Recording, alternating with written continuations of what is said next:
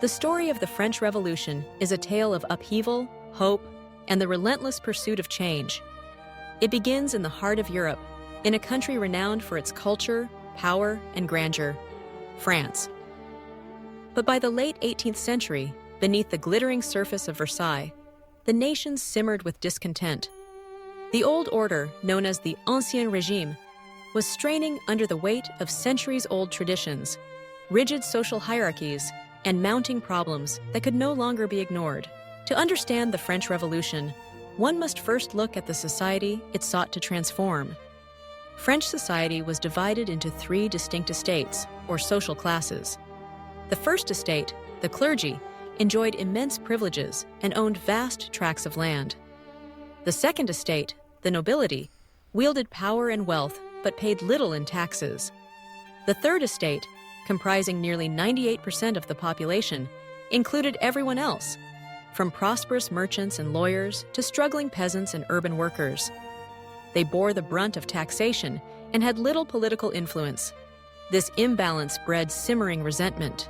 As the 1780s progressed, France found itself in deep crisis. Years of war, including costly involvement in the American Revolution, had left the treasury empty. The government, led by King Louis XVI, attempted to reform the tax system, but the privileged classes resisted any threat to their traditional advantages.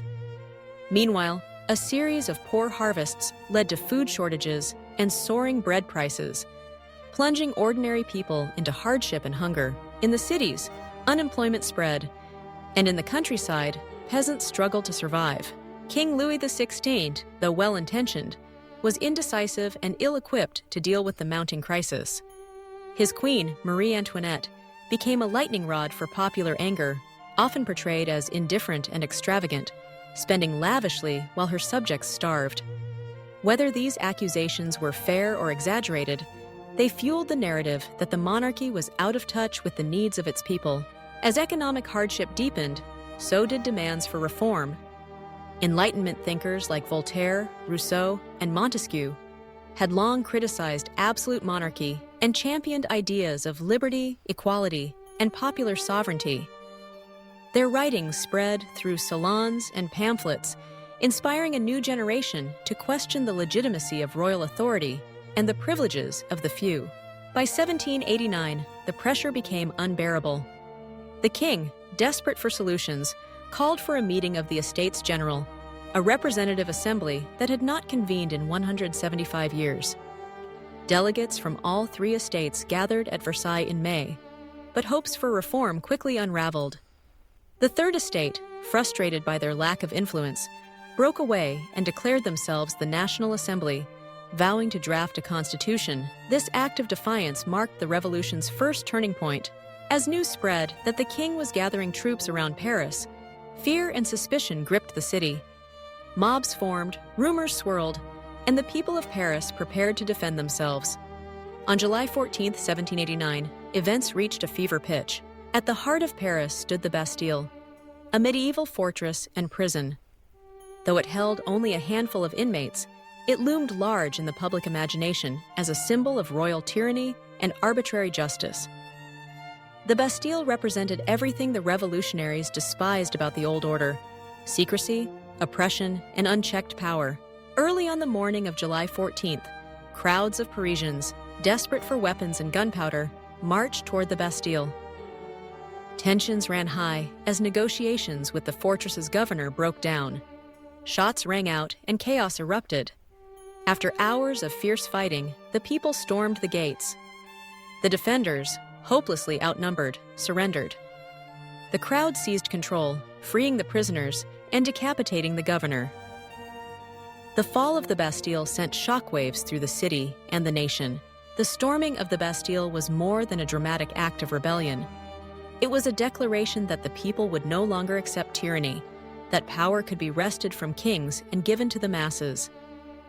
News of the uprising spread like wildfire, emboldening revolutionaries and terrifying those who clung to the old ways. The king, confronted by the force of popular anger, was forced to recognize the National Assembly and wear the tricolor cockade, the new symbol of revolutionary France. In the days that followed, the revolution accelerated. Across the countryside, peasants rose up against their landlords, burning records and seizing property in what became known as the Great Fear. The National Assembly abolished feudal privileges, proclaiming the end of centuries-old inequalities. In August 1789, it issued the Declaration of the Rights of Man and of the Citizen, enshrining the principles of liberty, equality, and fraternity. These ideals would echo far beyond France's borders, inspiring movements for freedom and justice around the world. But the road ahead was anything but smooth. The monarchy, now hemmed in by revolutionary fervor, struggled to adapt. Louis XVI and Marie Antoinette attempted to flee the country, only to be captured and returned to Paris in disgrace. Political factions vied for power, and the atmosphere became increasingly radical. In 1792, the monarchy was abolished, and the First French Republic was proclaimed. The king was tried for treason and executed by guillotine, followed soon after by the queen. The revolution entered a new, more turbulent phase, marked by internal strife and external threats.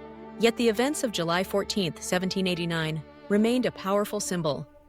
The fall of the Bastille became a rallying cry for those who believed in the possibility of a fairer, more just society. It marked the moment when ordinary people asserted their right to shape their own destiny, challenging the centuries-old structures that had kept them oppressed. The values born in the revolution, liberty, equality, fraternity, became the foundation of modern democracy, influencing constitutions and governments across the globe. Today, July 14th, known as Bastille Day, is celebrated as France's national holiday. It is a time of parades, fireworks, and festivities, a reminder of the power of collective action and the enduring quest for freedom. The Bastille itself is long gone. Its stones were dismantled and used to build bridges, both literal and symbolic, across the nation. But its legacy lives on in the hearts of those who believe that change is possible, even in the face of overwhelming odds. The French Revolution was not merely a local upheaval, it was a turning point in world history. It demonstrated that ordinary people, united by common cause and inspired by new ideas, could overturn the mightiest of institutions. It challenged the notion that kings ruled by divine right and that social hierarchies were immutable. It unleashed forces that would shape the modern world: the spread of democracy, the rise of nationalism, and the ongoing struggle for justice and equality. Yet the revolution was also a story of contradictions. Its early ideals were soon tested by violence, factionalism, and the rise of authoritarian leaders like Robespierre. The period known as the Reign of Terror saw thousands executed, as the revolution turned on itself in a desperate bid to defend its gains. In the end, the cycle of upheaval paved the way for the rise of Napoleon Bonaparte, who would eventually crown himself emperor and lead France into a new era. Despite its complexities and tragedies, the legacy of the French Revolution endures. It reminds us that history is shaped not only by kings and generals, but by the collective will of the people.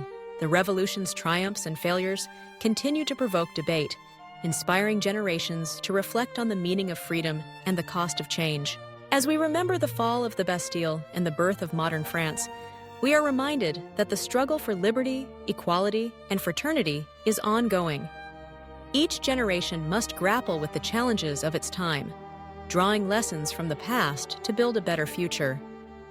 The revolution calls upon us all to question injustice, to seek truth, and to believe in the power of hope.